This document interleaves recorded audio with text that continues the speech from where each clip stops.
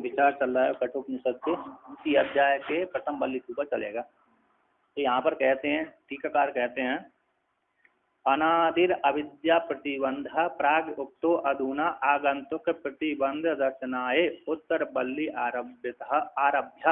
आरंभ इति संबंध आह। अनादि अविद्या जो ज्ञान की प्रतिद्वंदी है ना, अनादि जो अविद्या है प्रतिबंध जो प्राग उक्त कह दिया गया, अधुना अब आगंतुक प्रतिबंध के दर्शन करने के लिए, दिखलाने के लिए।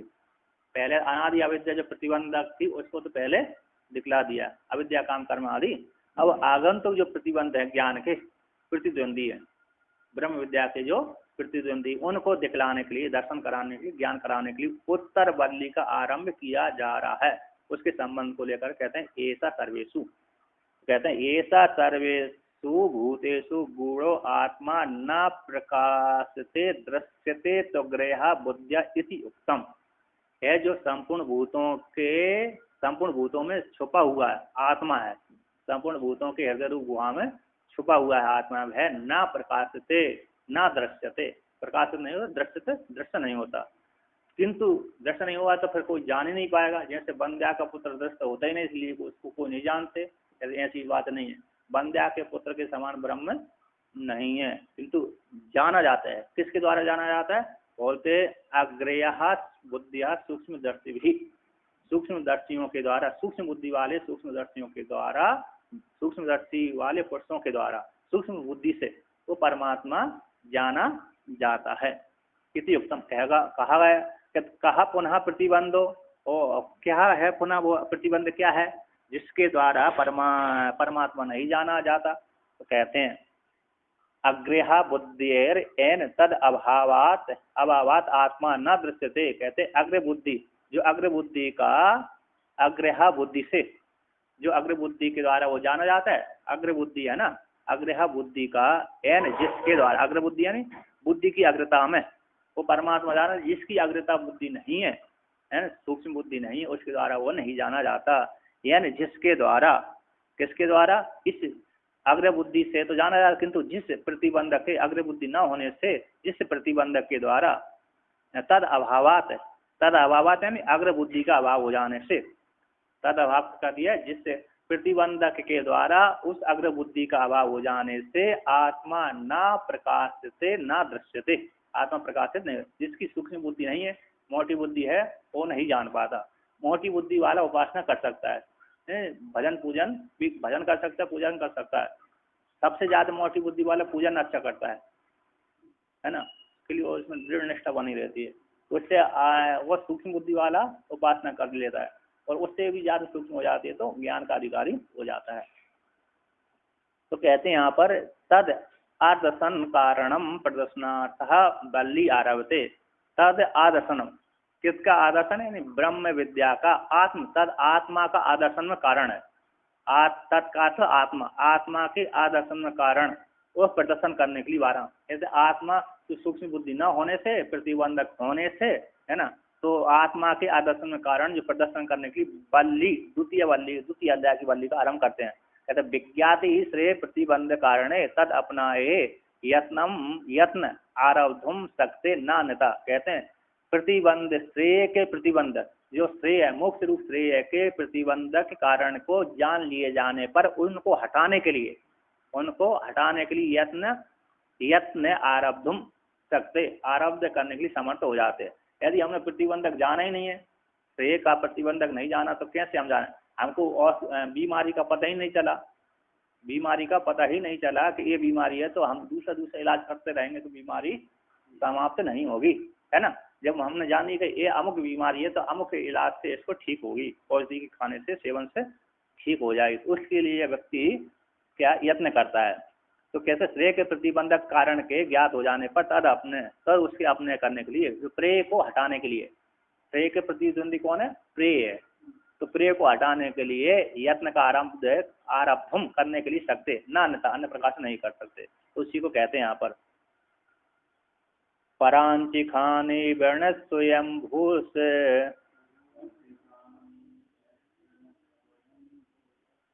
तस्मात् परांग पश्यति नान्तरात्मन।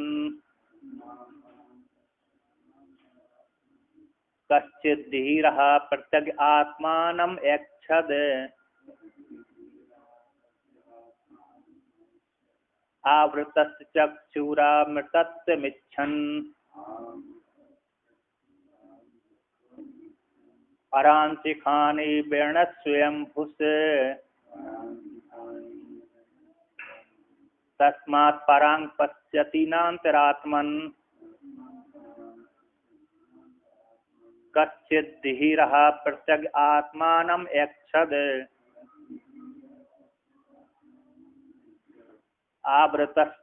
आवृतः चक्षुरामृतत्वमिच्छन्। कहते परांची खानी परम बहिर्मुखम भर गच्छति अंचति गच्छति थी परांची है ना, जो बाहर को जाती हैं उसको परांची बोलते हैं। अंची है ना, पर अंची अंचु गतौ धातु है, अंचु गतौ तो पर को जाती है। कौन? खानी यानी इंद्रियाणी। तो परांची खानी वर्णित बनाया हिंसित कर दिया, बाहर की ओर विषयभूत बना दी। कौन ने? स्वयंभू परमात्मा ने। स्वयंभू जो दाता है उस दाता ने जो 10 इंद्रियों को, ज्ञान इंद्रिय को, कर्म इंद्रियों को, ये बाहर को और भी बाहर की ओर हिंसित कर दिया।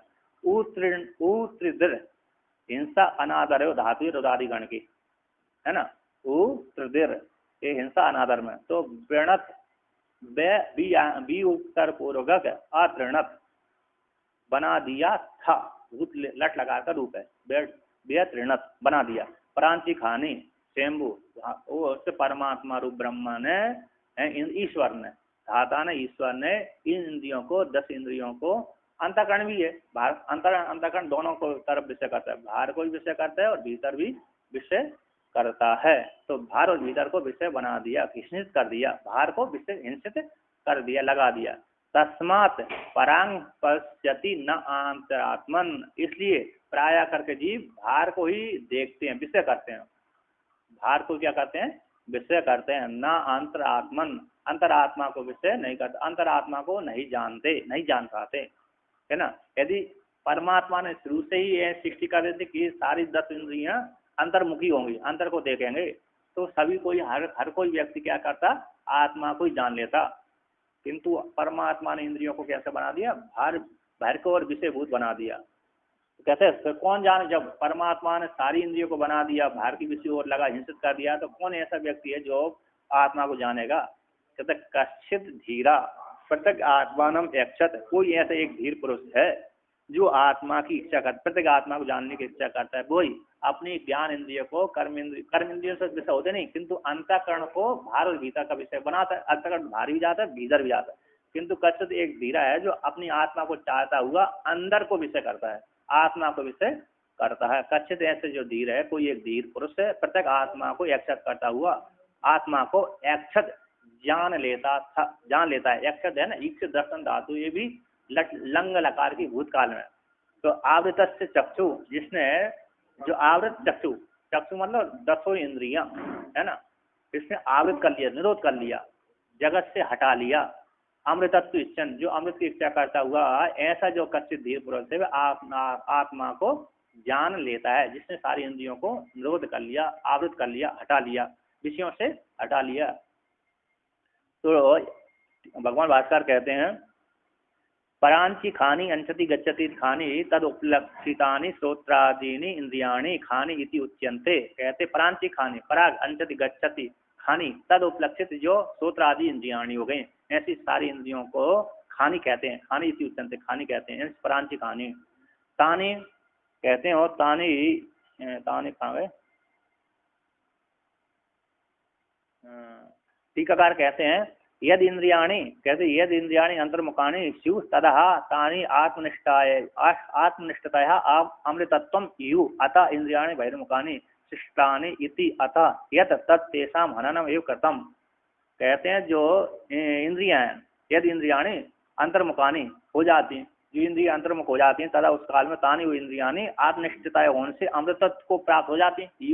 यु गच्छति, ये कौन सी धातु है ना, इण गतव धातु है, यु प्राप्त, तो प्राप्त हो जाती हैं, अमृतत्व को प्राप्त हो जाएंगी इंद्रियाणि। इसलिए अतइसी तो इंद्रिया ने बहिर्मुखानी शिष्टानी, परमात्मा ने दाता ने इंद्रियों को कैसे बहिर्मुख रूप से सृष्टि की है।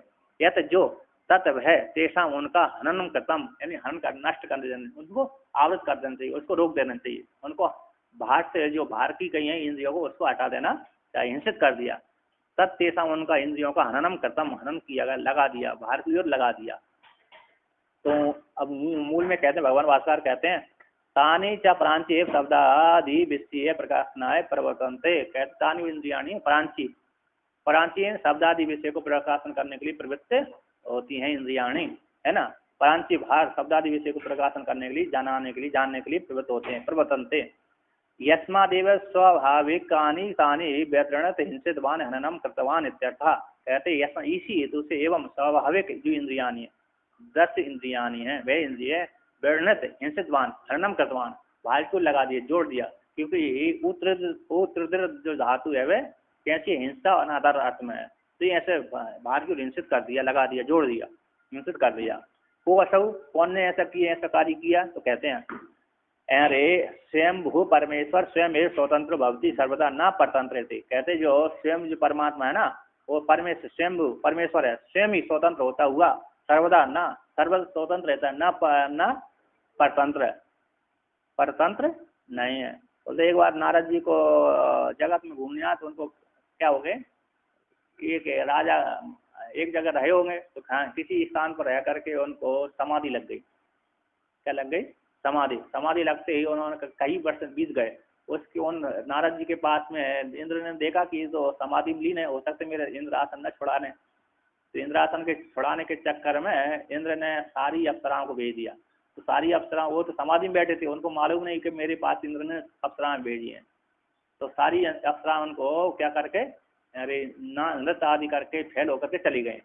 तो किसी ने कहा जब समाधि छोड़ दी तो वो देखा कि तुम्हारे पास इंद्र ने इतने इतने सामान भेजा था, तो वो के लिए आपने किंचित भी ध्यान नहीं दिया, आपने त्याग दिया सारे माया को। तो ऐसा सुनते ही उनको बड़ाई करने के पश्चात नारद जी को हो गई अविद्या आ गई। तो उन्होंने सबसे पहले ब्रह्मा जी के पास जाकर कहा, इंद्र ने मेरे को ऐसा कहा किया, तो मैंने उन अप्सराओं आदि की तरफ ध्यान नहीं दिया, तो मैंने अविद्या को जीत लिया। तो ब्रह्मा जी ने कहा ऐसी तुम शिव जी आदि के सामने मत कहना, मेरे से कह दिया कोई बात नहीं। तो उन्होंने नहीं माना, उन्होंने कहा ऐसी बात कैसे छुपाऊंगा मैं, रखी नहीं गई अंदर। तो शिव जी के पास में चले गए। शिव जी ने कहा आइए भ्राता, क्योंकि शिव जी भी किसके पुत्र हैं? ब्रह्मा जी के हैं। तो ब्रह्मा जी के पुत्र नारद जी ब्रह्मा जी के पुत्र और शिव जी ब्रह्मा जी के पुत्र हैं, तो आइए भाई भ्राता आदि बोला। तो उन्होंने कहा अब बहुत दिनों के बाद आए हो, समाचार सुनाइए। तो समाचार सारा सुना दिया। उन्होंने कहा मेरे पास में एक जगह बैठा था, वहाँ पर समाधि लग गई। तो अरे मैंने इंद्र ने इतने प्रयत्न किए समाज छोड़वाने के लिए, किंतु मैंने किंचित भी ध्यान नहीं दिया। इसके पश्चात उन्होंने कहा अच्छी ऐसी बात है, मैंने अविद्या को जीत लिया। उन्होंने कहा आप मेरे सामने कह रही विष्णु से तो कहना ही नहीं। उन्होंने कहा ये मेरे से चढ़ रहे हैं, ये मेरी बड़ाई नहीं करने दे रहे, मेरे से चढ़ रहे हैं। तब वहाँ तो शांत हो गए, ठीक है नहीं कहूँगा, लेकिन उनको सहन हुआ ही नहीं, विष्णु भगवान के पास में जाकर बोल दिया।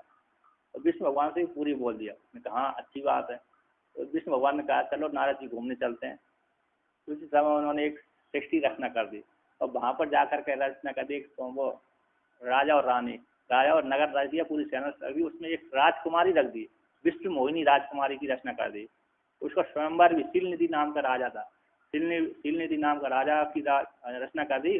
उसकी राजकुमारी बड़ी महत्व, उसको भी वहाँ भी देखे नारद जी किसी काल आए होंगे, या तो रवि लोग व्याकरण लोग से आ रहे थे, तो वहाँ पर वो शिलनिधि राजा के नगर में पहुँच गए।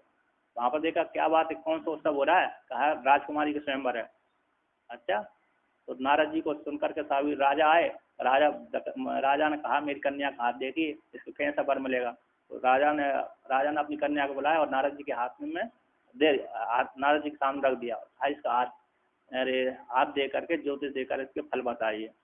उसने नारद जी ने उसको पहले रूप को देखकर मोहित हो गए। उसने हाथ में देखा, इसको जिसके साथ जो भी शादी करेगा वो अजर अमर हो जाएगा।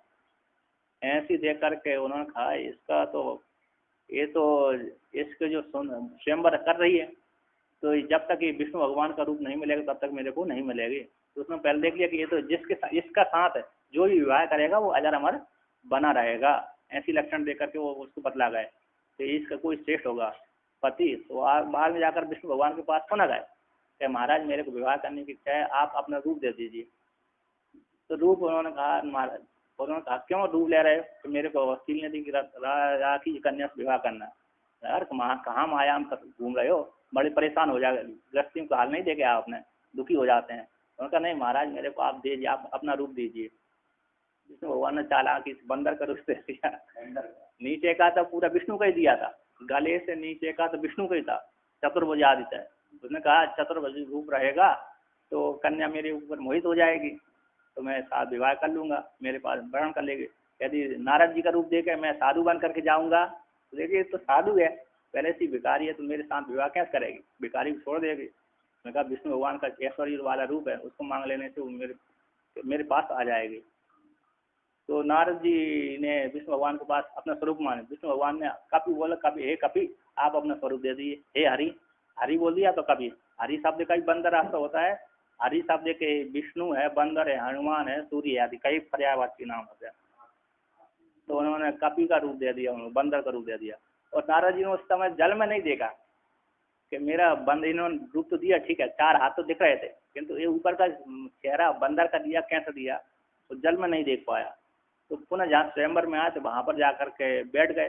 तो नारद जी जैसी स्वयंवर में करने आई हो देखा, नारद जी के रूप को देखकर वो चिढ़ गई। तो नारद जी के पास में आकर के उसने मुख सारे राजाओं को परीक्षण करके आई और नारद जी के पास में आई बरमाला लेकर के।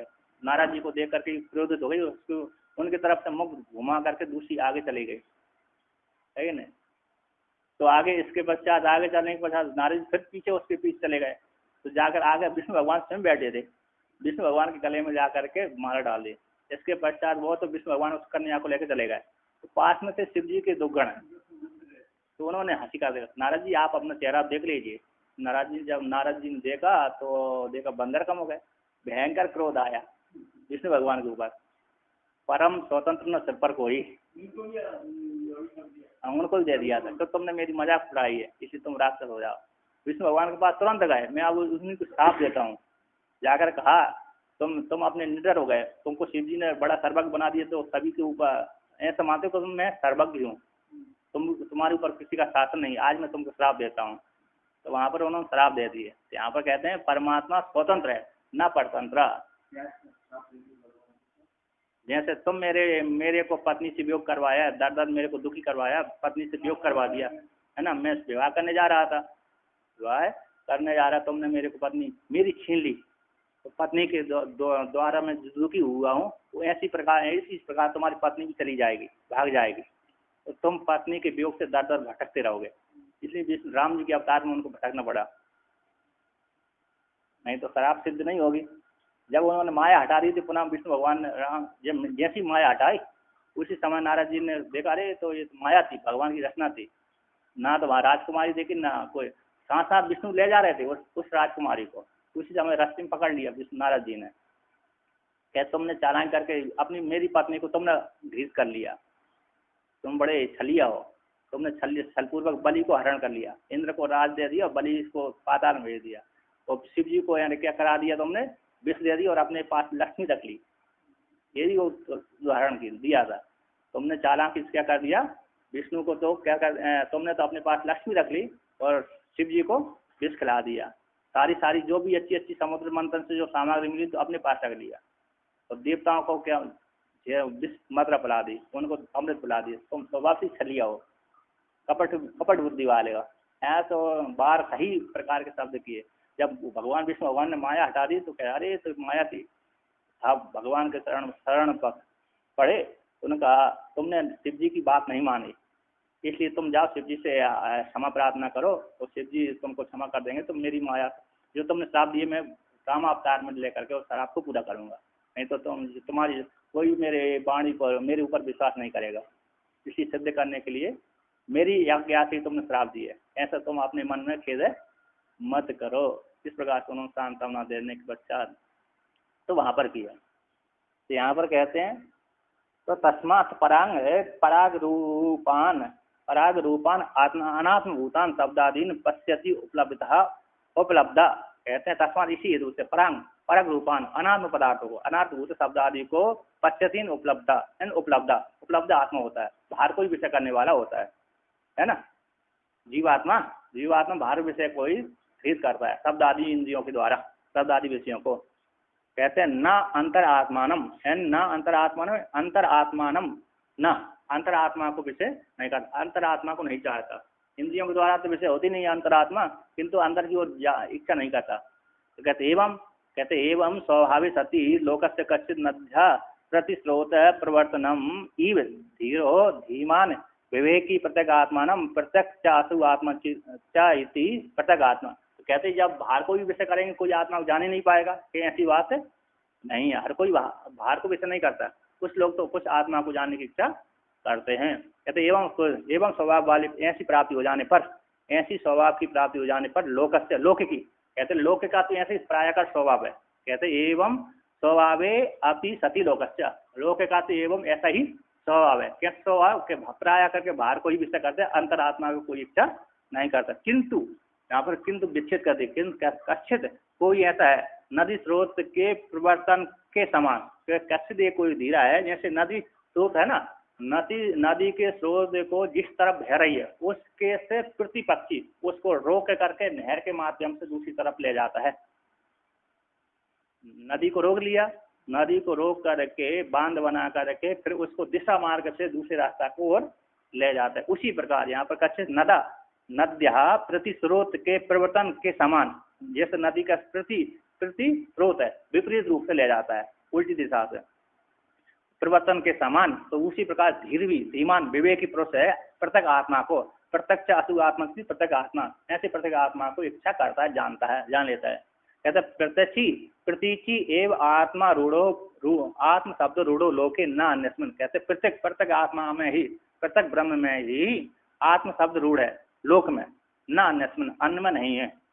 अन्य प्रत्येक आत्मा में ही आत्म शब्द रूढ़ है, प्रत्येक आत्मा ब्रह्म में ही आत्म शब्द रूढ़ है लोक में, न अन्य अन्य में किसी में घटपट आदि में प्रत्येक आत्मा रूप से रूढ़ नहीं है। कहते व्युत्पत्ति पक्ष में भी उसी प्रकार से तत्र वहीं पर आत्म शब्द बरतते, व्युत्पत्ति पक्ष में और रूढ़ में और योगिक रूढ़ में है ना। रूढ़ में भी आत्म शब्द आत्मा में रूढ़ है, ब्रह्म में रूढ़ है, प्रत्येक आत्मा में रूढ़ है, और व्युत्पत्ति पक्ष में भी आत्मा शब्द प्रत्येक आत्मा में ही रूढ़ है। तो उसी कहते हैं। लिंग पुराण का उदाहरण देते हैं। एक 70-90 अध्याय का है, एक अध्याय का होगा 70, एक खंड का होगा एक उसका, और 70वां अध्याय का 96वां श्लोक है। कहते यच्चा आपनोति यदा दत्ति यच्चाति विषयानिह यच्चास्य संततो भावस् तस्माद् आत्मेति कीर्त्यते कथ्यते कीर्त्यते, कई वाक्य यहाँ पर। कहते यच्चा जो आपनोति आपली व्याप्त धातु है, यद जो आपनोति सबको व्याप्त कर लेती आत्मा, यद आदत्ते सबको ग्रहित करती धारण करती है, दूधाय धारण पोषणे, दूधाय धारण पोषणे सभी को आधान करती है। यच्चाति अधभक्षणे सभी को भक्षण करे, सारे विषयों को भक्षण करा। कहते यच्चा विषयान यहाँ इसमें लोक में रह करके है आत्मा सभी विषयों को भक्षण कर जाती, सारे जितने भी संस्कार थे सारे संस्कारों का कर देती, भक्षण कर जाती, खा जाती, नष्ट कर देती। यच्चा अस्य संततो भावस ऐसे जिस आत्मा का निरंतर भाव है, अत सातत्य गमने असंतत भाव है, तस्मात इसी इस प्रकार के हेतुओं से आत्मा कीर्त्यते कथ्यते ज्ञायते जानी जाती है। आत्मा चार धातु से बने, मनन प्रत्यय करके। कहते इति आत्म शब्द व्युत्पत्ति स्मरण से आत्म शब्द की व्युत्पत्ति का स्मरण किया गया है लिंग पुराण के अनुसार। कहते हैं टीकाकार यहाँ पर कहते हैं आपली व्याप्त, आपली शब्द है व्याप्ति अर्थ में, आपली व्याप्त धातु है। इति धातु अर्थ के अनुसार व्यापकत्व आत्मा शब्द आता है, व्यापकत्व कथितम उप धातु है, उप पदगत धातु से तप्रत कर दिया, तकार को नकार हो गया, पदगत से त प्रत्यय करने पर उपपन्नम है ना प्राप्त हो जाता है। भूतार्थ में ता हो गया, इसको तकार को नकार हो जाता है, होता है ना। पदगत उपपन्न प्राप्त हो गया, ददादेर घोना, ददादे धातुर न, ददादे दो न, कृदंत का सूत्र। ददादे है द न, दो दो तो दधो न। तो यहाँ पर कहते हैं आत्म शब्द यद यस्माद आदत्ते, यद जो जिससे घृत होता है, संघर्ती आदत्ते घृत संघर्ते, स्वात्मनि एव स्वात्मा में ही संगार कर लेता है, संपूर्ण विषय इंद्रियों को अपनी आत्मा में, जैसे रस्सी सर्प को अपने में ही संगार कर लेती है। तो सर्वम इति जगत उपादानम लभ्यते, संपूर्ण जगत का उपादान घृत हो जाता है, संपूर्ण जगत को अपने अपने अधिष्ठान रूप आत्मा में संग्रहित कर लेती है। इसलिए आत्मा संपूर्ण जगत का उपादान कारण है।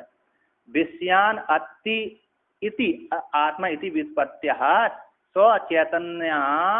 स्वचैतन्य आवासन उपलब्धत्वम आत्म शब्दार्था। कहते हैं विषयान अति, विषयों को भक्षण कर जाते हैं, इति आत्मा इति, जो विषयों को भक्षण करती वो आत्मा कर, इति व्युत्पत्ति से स्वचैतन्याभास के द्वारा उपलब्धि होने से आत्मा शब्द का अर्थ हो गया, है ना।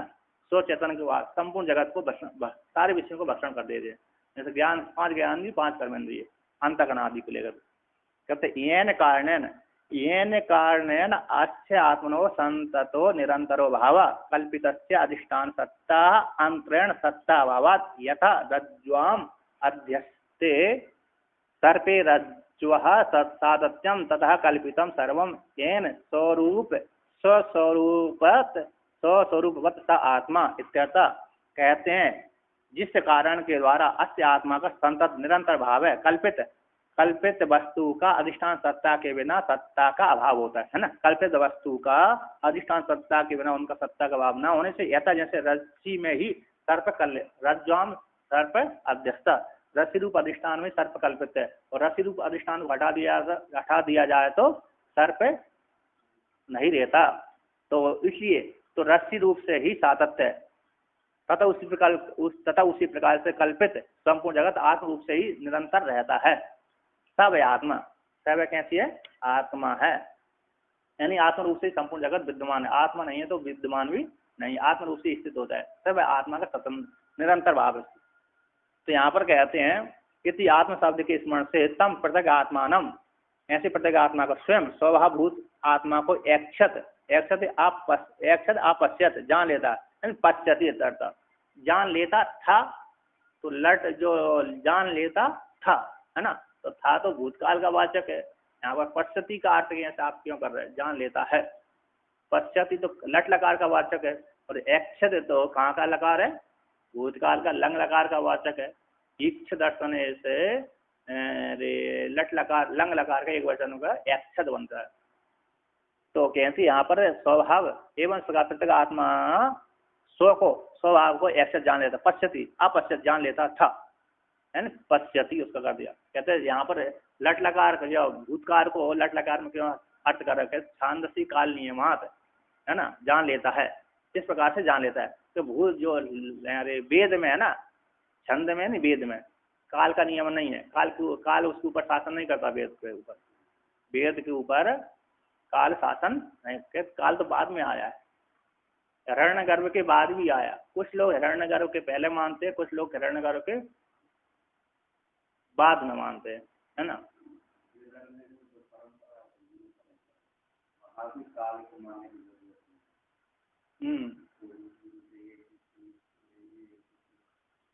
अब वो तो विद्या है, आत्मविद्या। मैं घर है अब वेद विद्या तो वेद के अंतर्गत ही है, लेकिन हमारा जो शरीर आदि है वो काल के अधीन रहता है। हमारा जो शरीर है काल के अधीन रहता है। हमारा शरीर है, पृथ्वी आदि शरीर है। काल किसको बोलते हैं? सूर्य भगवान को बोलते हैं। जब सूर्य भगवान आ जाते उसी समय से काल चालू होता है। जिस दिन जब तक सूर्य नहीं आया तब तक कह रहे काल नहीं आया। नहीं, वो तो वेद है ना, वेद के ऊपर शासन है। छंदसी काल अनियमात निषेध कर दे तो वेद के ऊपर, वेद में जो आख्यायिका उसके जैसे आख्यायिका के जैसे यहाँ पर पृथ्वी पर घटना घट जाती है। पृथ्वी पर उस जैसी घटना घट जाती है। ये तो अनादि है, नहीं तो उसकी जैसे हो गए तो वो परिचिन्न हो जाएगा। है ना। ऐसे राम जी, वशिष्ठ भगवान राम जी को कहते हैं ना, उपदेश किया कि ये जो चूड़ाला और चिकित्सित ये तो मुक्त हो गए, तो अगले जन्म में कैसे जन्म होगा इनका? प्रश्न किया राम जी ने कि नहीं वो उपाधि है, तो उसी जैसा कोई अधिकारी होगा तो वो चूड़ाला के रूप में और चिकित्सित के रूप में उत्पन्न होगा। फिर उसको चूड़ाला को ज्ञान होगा, वो अपने पति को उपदेश करेगी, ज्ञान कराएगी। एक ही जैसा होगा वहां पर, थोड़ी क्रिया में मात्रा अकेला भेद हो सकता है, लेकिन नाम वही रहेगा। उसी प्रकार से ज्ञान होगा। ज्ञान तो उसी चूड़ाला के द्वारा ही अपने पति का ज्ञान होगा, किसी दूसरे से द्वारा नहीं होगा। तो ये चलती रहती। क्यों नहीं, आप भी और क्या तो उसमें क्या संशय करने, संशयात्म वनस्पति, संशय करने की जरूरत ही नहीं है। तो यहाँ पर कहते हैं, अरे छंदसी काल नियम कथम पश्यति इति उच्यते, कैसे कहा गया? इसलिए छंद में, इसलिए कहा छंद में कोई कैसा है काल का नियम नहीं है। कहते यहाँ पर आवृत चक्षु, आवृत चक्षुर आवृतम व्यावर्तम चक्षु श्रोत्रादिकम इंद्रिय जातम अशेष विषयाद यस्य सा आवृत चक्षु। जैसे आवृत चक्षु है ना, व्यावर्तन कर दिया, हटा लिया गया। ऐसे श्रोत्रादि इंद्रिय समुदाय को अशेष विषय से जिसने हटा लिया, ऐसे जिस पुरुष का था वह आवृत चक्षु वाला पुरुष कहलाता है। सा एवं संस्कृत प्रत्येक आत्मा पश्यति, ऐसा जो पुरुष है वह प्रत्येक आत्मा को जान लेता है, प्रत्येक आत्मा को पश्यति जान लेता है। नहीं वायु विषय आलोचन परत्वम प्रत्येक आत्मान प्रत्येक आत्मईक्षणम चाहे एक अच्छा समझ कहते, जो भाई विषय का आलोचन करता है वो प्रत्येक आत्मा को नहीं जान सकता, है ना। भाई विषय का आलोचन परक जो जीव है वह प्रत्येक आत्मा को एक क्षण एक पुरुष का न संभव, एक भी पुरुष का नहीं है। मतलब बहुत से वो कुछ कर लेते होंगे, कुछ नहीं कर पाते होंगे। कहते एक भी पुरुष का भी एक सामर्थ्य नहीं है कि जो भाई विषय में रमण करता है वो आत्मा को जान ले, तो एक का भी संभव नहीं है। कहते किसका संभव है? कहते जो व्यक्ति बाहर को छोड़कर अंतर्मुख होते उसी को द्वारा जाना जाता है प्रत्येक आत्मा। कहते हैं किमर्थम पुनरितम महता प्रयासन स्वभाव प्रवृत्ति निरोधम कृत्वा धीरा प्रत्येक आत्मान पश्यति इति उच्यते। किस लिए पुनः इस प्रकार से महान प्रयास के द्वारा स्वभाव प्रवृत्ति की विरोध, जो स्वभाव की प्रवृत्ति है ना उसका निरोध करके, हमारी स्वाभाविक जो सीधी नदी बह रही है उसको छोड़कर उसको बांध करके इधर ले जाना, ऐसा महान प्रयास के द्वारा स्वाभाविक प्रवृत्ति निरोध करके धीरा प्रत्येक आत्मा को पश्यति। इसलिए कहा गया तथा अमृतत्व, इसलिए वो ऐसा करता है, इसलिए धीरा ऐसा स्वभाव प्रवृत्ति को रोक करके विपरीत रूप से चिंतन करता है। किस लिए, किस हेतु से? कहते अमृतत्वम अमरण धर्वत्वम नित्य स्वभावताम इच्छन आत्मना, आत्मा का जो है ना, आत्मा का जो अमृत स्वभाव है, अमृतत्व है, अमरण धर्मत्व है, नित्य स्वभावता को इच्छा करने से ऐसा कार्य करता है। जिसको इच्छा ही नहीं है उसको स्वभाव वृत्ति नदी के प्रवाह जैसा बहता रहता है, जिसकी इच्छा है वही नदी के प्रवाह को रोकता है। तो आगे कहते हैं यहाँ पर पराचह कामान अनुयंति बाला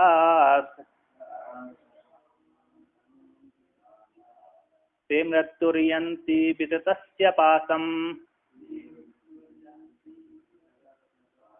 अत धीरा अमृतत्वं विदित्वा ध्रुवमा ध्रुवेश बिहाना प्रार्थयन्ते।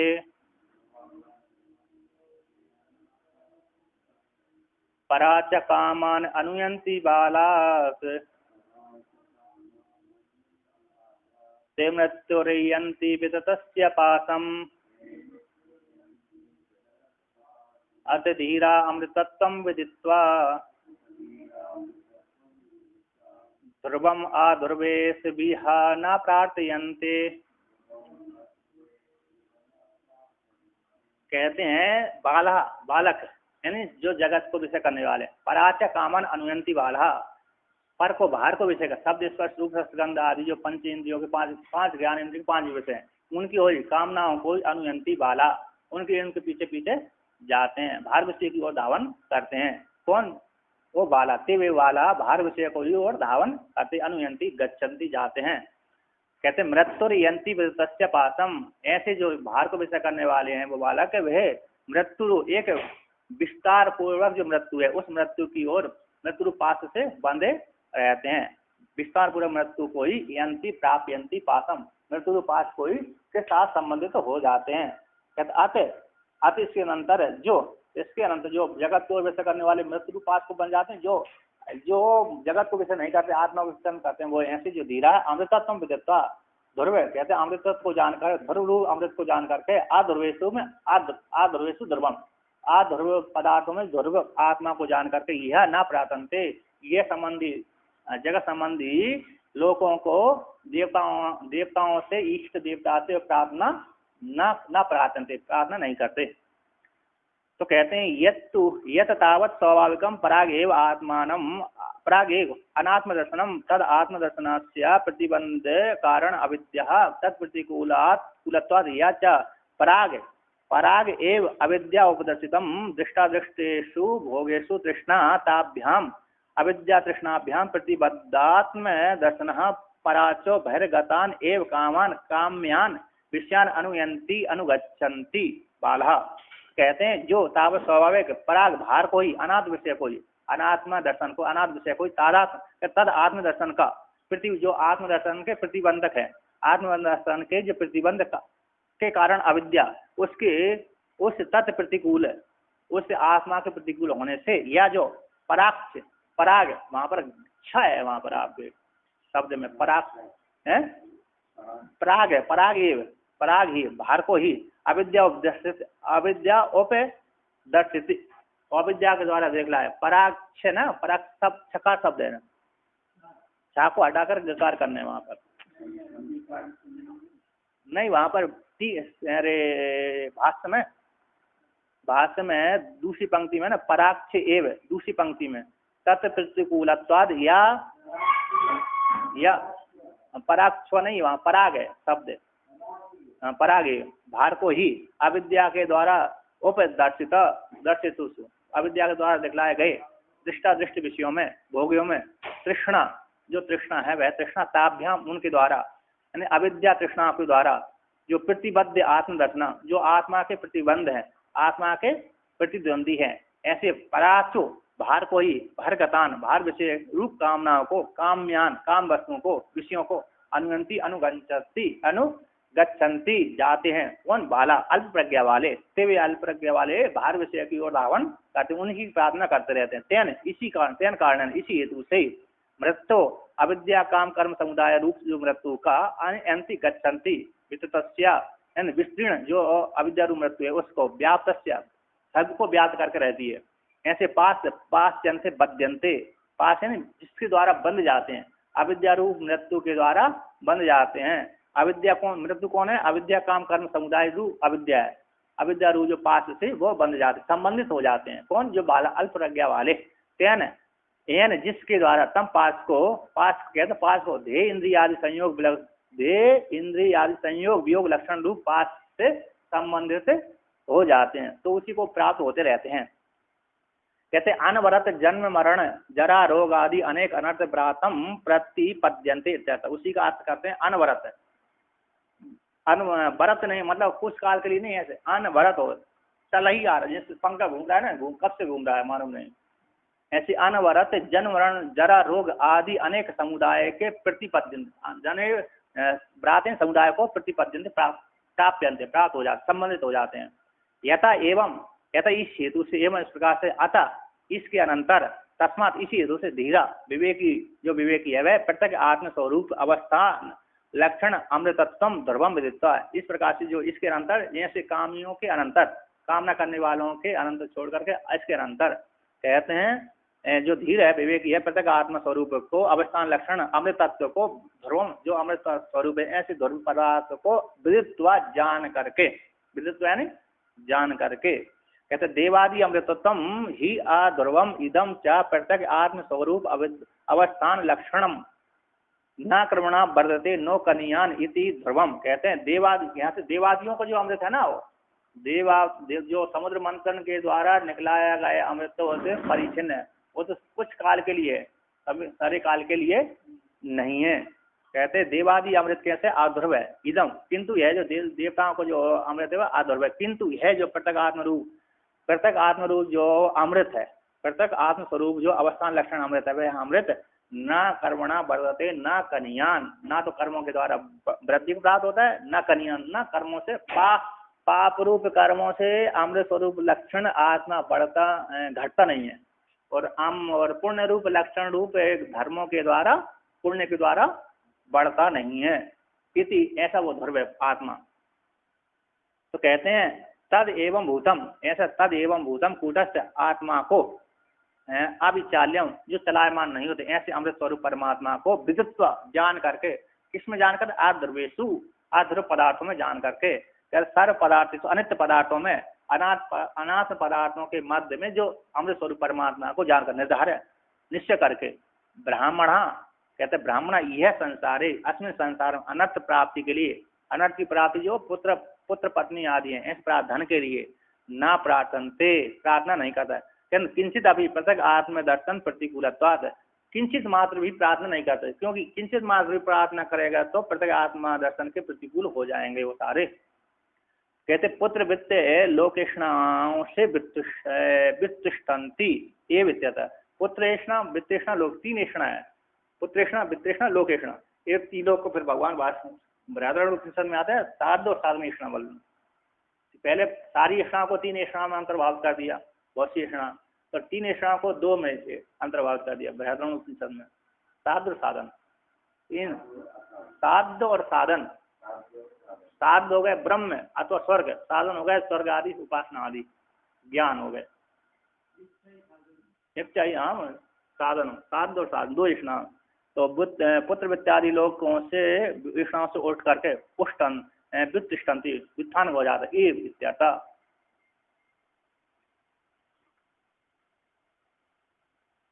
आगे चले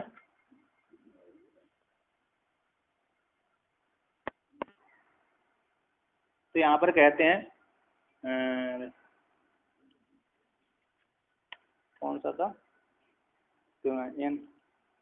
कहते हैं यद विज्ञानात् न किंचित अन्य प्राचंते ब्राह्मण कथम तद अधिगम इति उच्यते। कहते हैं जिस विज्ञान के द्वारा, जिस आत्मरूप विज्ञान से अन्यत न किंचित अन्यत न प्राचंते ब्राह्मण, जिस विज्ञान के द्वारा अन्य जो ब्राह्मण लोग कुछ जिस विज्ञान परमात्मा के विज्ञान से दूसरा प्रार्थना नहीं करते ब्राह्मण, तद वे आत्मविज्ञान कैसे प्राप्त होता है, आत्मविज्ञान की प्राप्ति कैसे होती है, उच्चते कहते हैं येन रूपम रसम गंधम शब्दान स्पर्शान च मैथुनान एतेनैव विजानाति किमत्र परिशिष्यते एतद्वैतत् येन रूपम रसम गंधम शब्दान स्पर्शान च मैथुनान एतेनैव विजानाति किमत्र परिशिष्यते एतद्वैतत्। कहते हैं जिस आत्मरूप है ज्योति के द्वारा, जिस आत्म स्वभाव वाली ज्योति के द्वारा आत्मरूप से जिसके द्वारा रूप रस गंध शब्द स्पर्श और मैथुन को जानता है, और एन जिस आत्मरूप ज्योति के द्वारा ही विजानाति जानता है, सबको जानता है, किम अत्र इसमें परिशिष्यते शेष रहता है, इस आत्मा अत्र इस आत्मा में क्या शेष रहता है, जो शेष नहीं रहता, एतद् वैतद् जो हे नचिकेता तुमने जो पूछा था वह यही है, जो ओम के विषय में पूछा था, अस्थि नास्ति के विषय में पूछा। कुछ मानने के बाद कहते हैं कि आत्मा रहती है, कुछ कहते हैं मानने के बाद चार शरीर रहे, शरीर जैसे शिशु शरीर नहीं उसका शरीर कारण शरीर से भी रहता, आत्मा नष्ट हो जाती है। शून्यवादी कहते हैं मानने के बाद कोई रहता नहीं है, और शून्यवादी से इतर जो है कार्य कहते आत्मा है। तो यह से जो आपने पूछा था अस्थि नास्ति के विषय में मानने के संशय हुआ, तो वो यही है, ये तक वही तक यही है। कहते हैं यन विज्ञान है, कहते हैं यन है ना, टीकाकार कहते हैं कथम अधिगम इति, किस प्रकार से प्राप्त होता है, इति किम वैदिक धर्म के समान परोक्षत है कि आत्मा जैसे वैदिक होने से धर्म के समान परोक्ष है आत्मा, जैसे धर्म कैसे अदृष्ट होते हैं, इन परोक्ष नहीं होते, अपरोक्ष नहीं होते, कार्य के द्वारा जाने।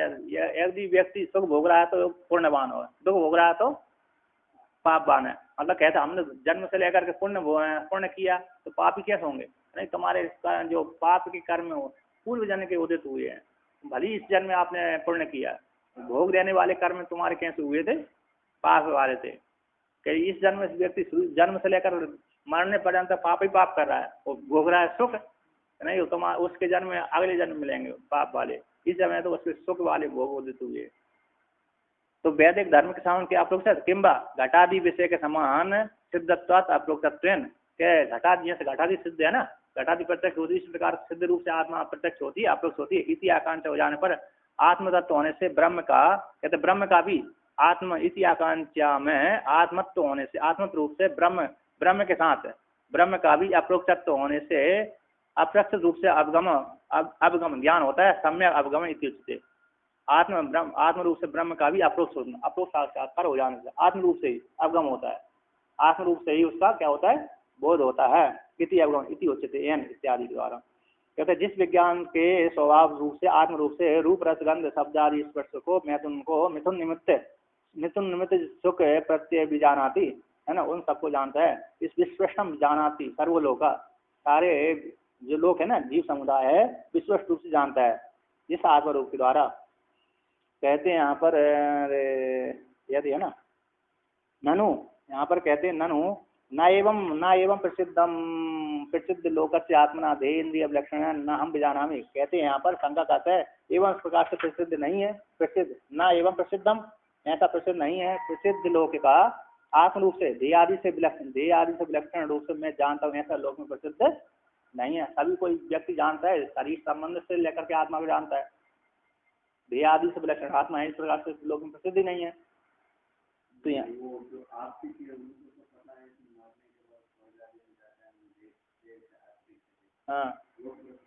हाँ लोग प्राय का 4 वाक्य याद है।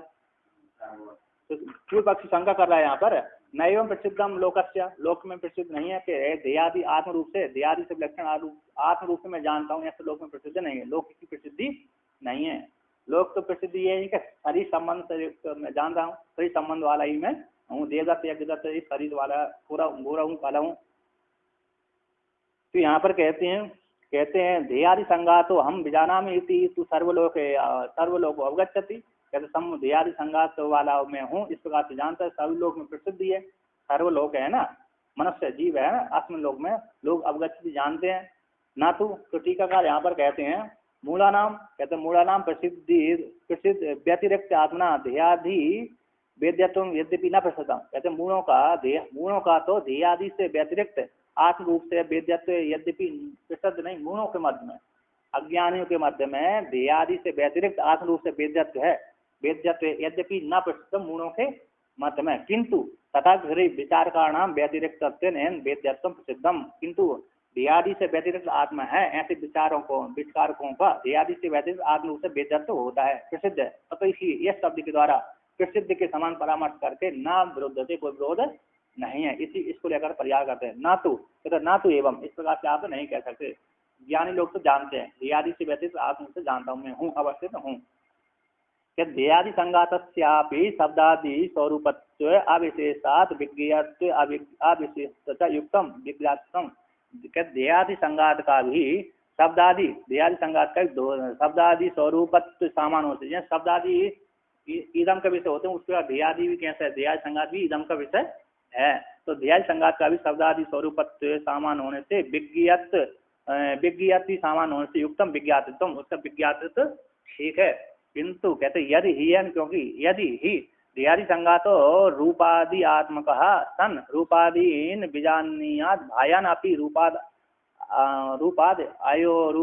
रूपादयो अन्यो स्वयं रूपम च बीजानी। यदि कहते देहादि संगाति रूपादि स्वरूपात्मक होते हुए रूपादियों को जाने, तो भाई भी जो रूपादि है ना, ये रूप घट का रूप पट के रूप को जान लेगा, है ना, घट का रूप पट के रूप को क्या जानने लगेगा। कहते यदि क्या देहादि संगाति, यहाँ पर कहती है ना, तो इस प्रकार से नहीं कर सकते। देहादि संगात का शब्दादि रूप, जो देहादि संगात का भी शब्दादि रूपत्व के साथ समान होने से विज्ञात सामान होने से युक्तम विज्ञात तो ठीक है, यदि ऐसा मानते हैं। तो कहते यदि क्या, क्योंकि यदि देहादि संगात भी रूपादि स्वरूपात्मक होता हुआ, देहादि संगात कैसा है, रूपादि स्वरूपात्मक है, होता हुआ रूपादियों को बीजानियाद, तो यदि रूपादियों को जानता है, तो भाई जो रूपादि हैं, घटपट आदि जो रूपादि हैं, वे अन्यो घट का रूप पट का रूप है, स्वयं स्वयं रूप को जानिए, स्वयं स्वयं के रूप को जानने की प्राप्ति हो जाएगी। तो करना चाहिए था, किंतु ऐसा नहीं देखा जाता। घट अपने घट के रूप नहीं जानता, पट अपने पट के रूप को, ना तो घट पट के रूप जानता, ना पट घट के रूप जानता, ना घट ही घट के रूप को जानता है, घट भी अपने अपने रूप को नहीं जानता। तस्माद् देहादि विलक्षणांश्च रूपादीन एतन एव देहे व्यतिरिक्तेन एव विज्ञान स्वभावेन आत्मा विजानाति लोक कहते। तस्माद् इसी हेतु से देहादि से विलक्षण रूपादियों को एतद देहादि से व्यतिरिक्त विज्ञान स्वरूप आत्मा के द्वारा संपूर्ण लोग जानते हैं। यथा यन लोहो दहति सो अग्नि इतिवत, कहते यथा जिस प्रकार से जिस अग्नि के द्वारा लोह जलाते सो अग्नि कहलाती है।